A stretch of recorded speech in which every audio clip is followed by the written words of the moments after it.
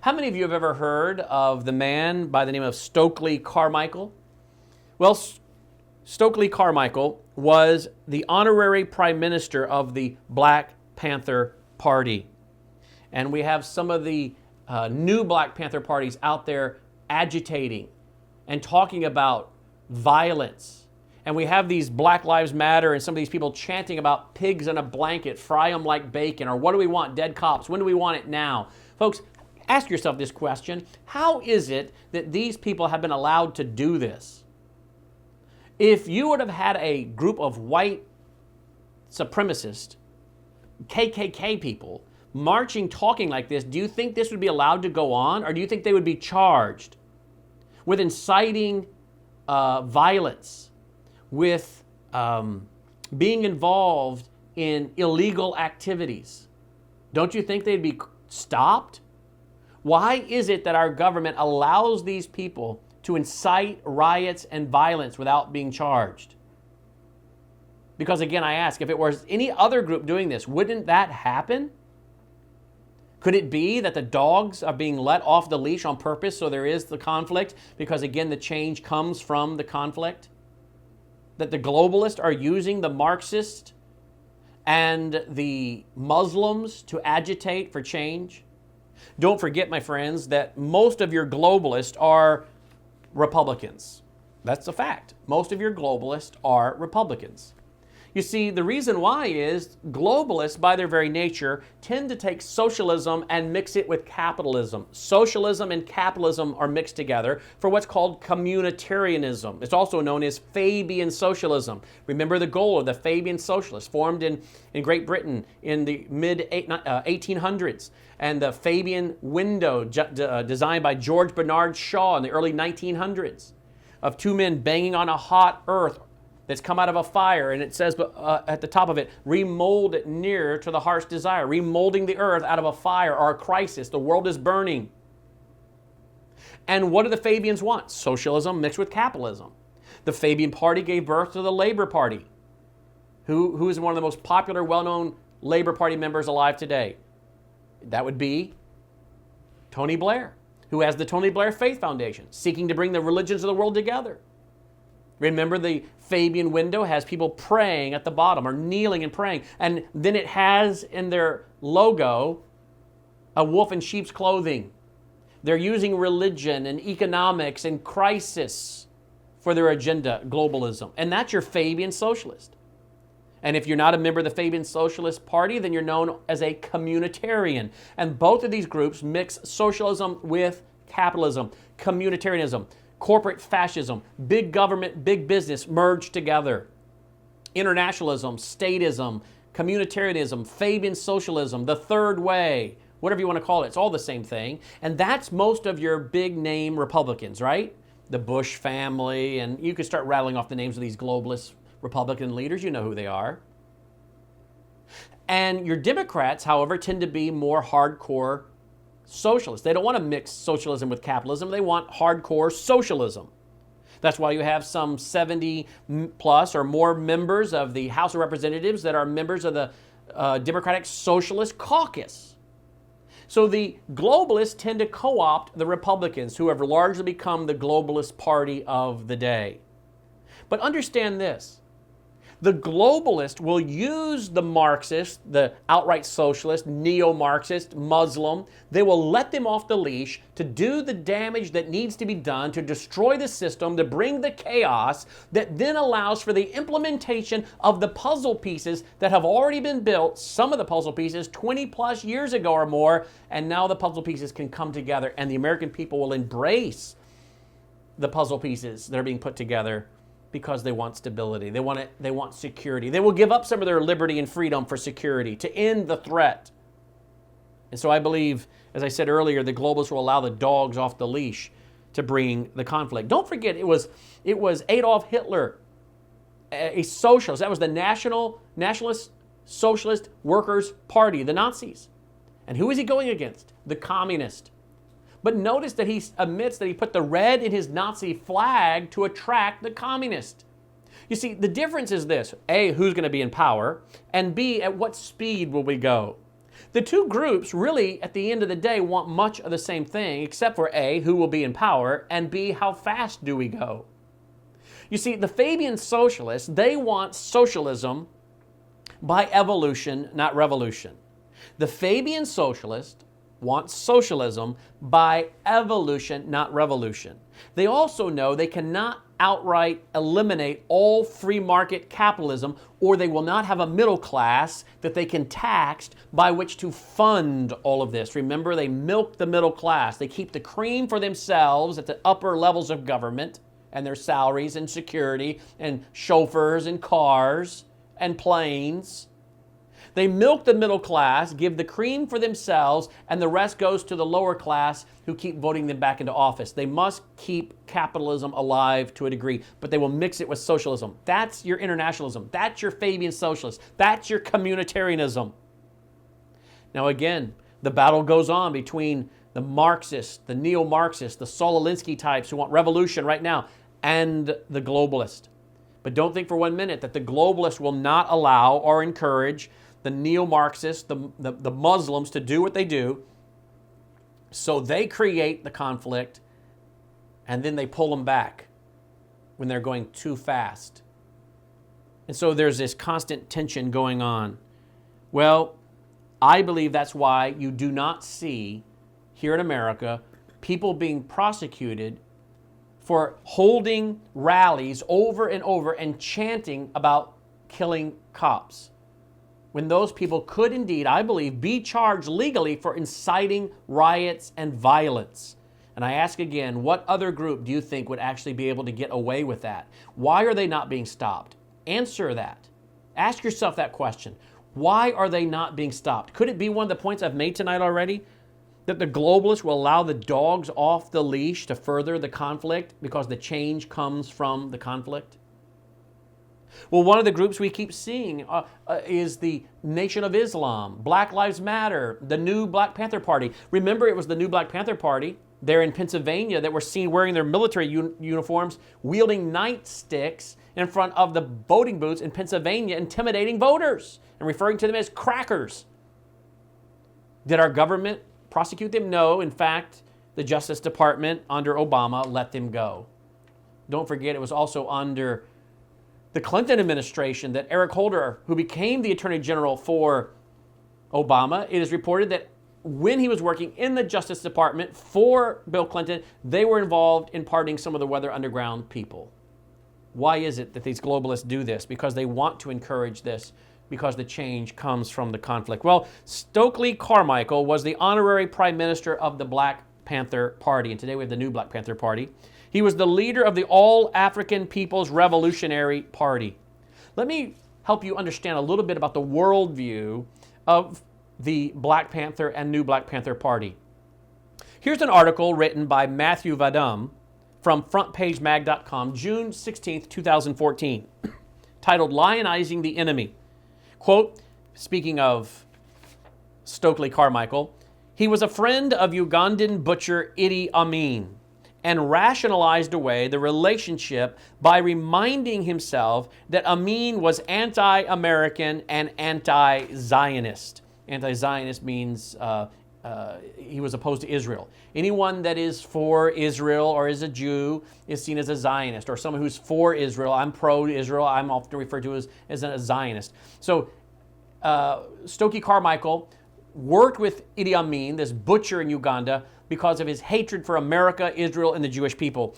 Matthew Vadum goes on to say he was also a friend of Libyan dictator Muammar Gaddafi. Libya came closest to accomplishing Carmichael's vision of a socialist state. Carmichael visited communist Cuba, giving aid and comfort to America's enemies abroad. While there, he called Abraham Lincoln a racist and helped Cuba's propaganda effort against the United States. After spending 3 days with Fidel Castro, he told reporters that the conversations he had with him were the, quote, most educational, most interesting, and most enlightening of my public life, end quote. Carmichael praised the world's most prolific mass murderer, Mao, as, quote, a great Chinese leader. The greatest Chinese leader there is, end quote. He palled around with communist Vietnam's Ho Chi Minh and called for the U.S. to be defeated in Vietnam. Not surprisingly, Carmichael was friends with communist propagandist Howard Zinn and of Nation of Islam demagogue Louis Farrakhan. By the way, is it not Louis Farrakhan that in the last few months, folks, has called for thousands and thousands of men to rise up and be involved in the murder of white people? Why is this man allowed to walk on the street? Why has he not been charged with inciting violence? Well, Stokely Carmichael was friends with Louis Farrakhan. Carmichael received political and financial support from Farrakhan's organization. Quote, when you talk of black power, Carmichael said, quote, you talk of building a movement that will smash everything Western civilization has created. Matthew Vadim, writing for Front Page Mag, said of Stokely Carmichael, the prime minister, if you will, of the Black Panther, his hatred of America was profound. The United States, he said, was the most disgusting country in the world. Carmichael mocked calls for integration, saying they amounted to a subterfuge for the maintenance of white supremacy. Again, these folks, many of them are not interested in race relations. They're not interested in integration of white and black. They're interested in conflict. Matthew Vadim goes on to say that Stokely Carmichael, he publicly spoke of the importance of offing the pigs and, quote, killing the honkies, end quote.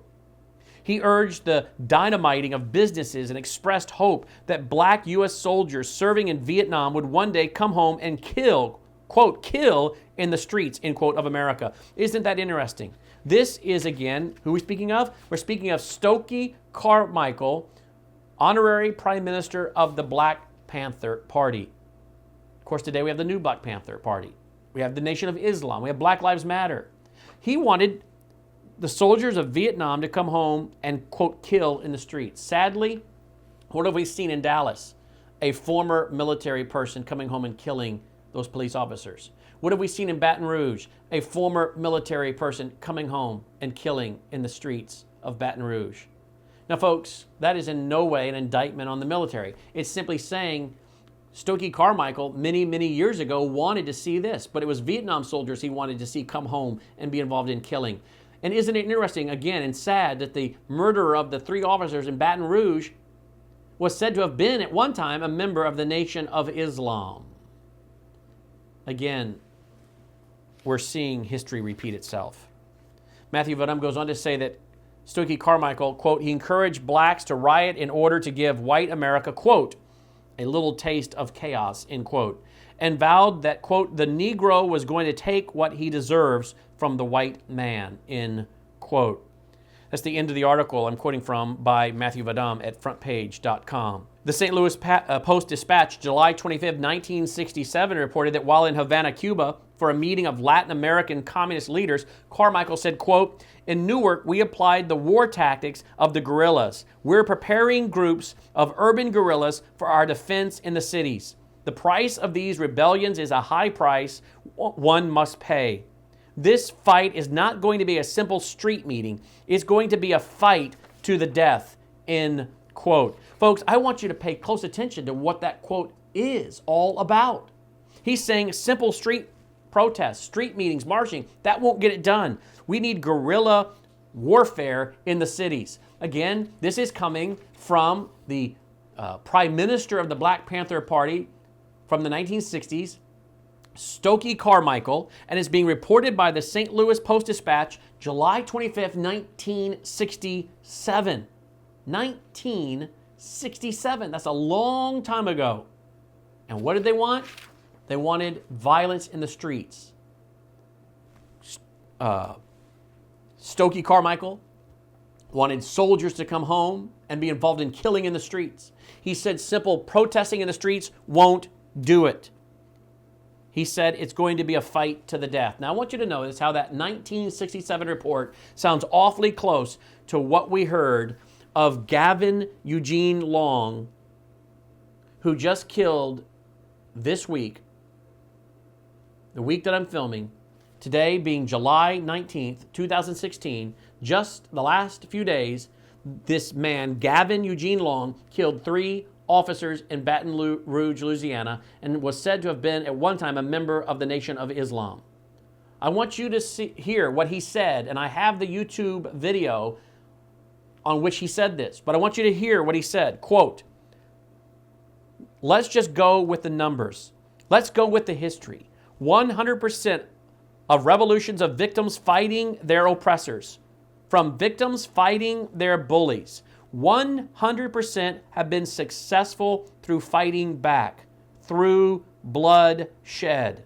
0 have been successful just over simple protesting. It has never worked, and it never will. You gotta fight back, end quote. Doesn't that sound awfully similar to the 1967 report from the St. Louis Post-Dispatch, where Stokely Carmichael of the Black Panthers was saying street protesting won't do it? There must be bloodshed. You see, what I'm trying to tell you, folks, last week and this week is that these tactics are not new. What we're seeing in America today is the old communist, Black Panther, Nation of Islam playbook that we have seen once before. Now, you would think that after all I've told you about the ideas and the philosophies and the worldview of Stokely Carmichael, that upon his death, that no one with their right mind in place would praise him. But Jesse Jackson, on the death of Stokely Carmichael, is reported in one publication to have said, quote, he was one of our generation who was determined to give his life to transforming America and Africa, end quote. Fundamentally transforming would be more like it. Now, my friends, I want you to also understand this. There have been black columnists, there have been black Democrats that have been warning about this, the Nation of Islam and these agitators and the violence for many, many years. You see, there was a day and time when we had men in our country, regardless of the party they belonged to, that cared about the country. There was a time in our country when we had men that were columnists, that were on radio and television, there were politicians who were elected to office, that were men whose waters ran deep. When they spoke, it was from a deep well, meaning these were men who were learned men. I'm not talking about institutional education, although that may be what they had, but these were men who learned on their own. They were voracious readers. They read a lot, they understood, they studied, they were inquisitive, and they were willing to use their position as a politician, elected official, a columnist, a broadcaster, to talk about the threats to America. Some of them were Republicans, some of them were Democrats. Sadly today, most of our politicians, most of our talk show hosts are empty suits. Most of your talk show hosts do a rip and read. They don't read, they don't study, they do a rip and read. They pull off what's on Drudge Report and regurgitate it and tell you what they think about it. They don't spend time studying history as we're doing tonight. They have no context. Therefore, they have no reason and logic by which to understand what's happening, how to respond to it, and where we're going. We had politicians at one time that were highly educated, both institutionally but also personally. They were, again, men that would read. They understood history. Today, most of our politicians are empty suits. They are some of the most uneducated, Romans 1:21 fools ever to walk the planet. And they're only where they are because the bankers and the corporations have funded them and put them where they are. And they've used social media and slick advertising to make this empty suit look like something that he's not. And they put him where he is at, and they control him. But there was a time in this country when we had men that actually were elected to office that were patriots and that were highly educated and were willing to risk their careers and their life and their reputation to warn Americans about the threats facing our nation. Well, I think one of those men is a black columnist by the name of Louis Lomax. Louis Lomax, reporting on the 1967 Detroit riot, in the August 19th, 1967 St. Louis Democrat wrote, quote, an organized group, largely from outside Detroit area, had been operating in the city more than a month. This group had an assignment: burn and destroy. Revolutionaries committed to the conclusion that the power structure does not have the moral fiber to repent for its socioeconomic sins. that the only true corrective measure is to leave the nation in ashes. He went on to say, the principal U.S. cities have been chosen as the battleground simply because they afford the kind of cooperation by the innocent and the uninformed that such revolution needs, end quote. What's he saying? Many of these folks would come from other cities. They weren't from Detroit where these riots began, as he's reporting in 1967 in the Detroit riots. They would come from outside Detroit and they would agitate. These are your Marxist, if you will. These are your Black Panther. This would be your Nation of Islam types. And they agitate. And they take advantage of, in some cases, real, legitimate, serious racial issues that need to be addressed. But they hijack those issues, and the people being hijacked for a communist, Marxist, Black Panther, Nation of Islam agenda have no clue they're being used. Because the city and the people have specifically been picked, he said, for their cooperation because they are uninformed. They're uninformed. My friends, sadly, again, many people in these cities that take part in these marches and things have no idea what is the worldview and agenda of the people doing it.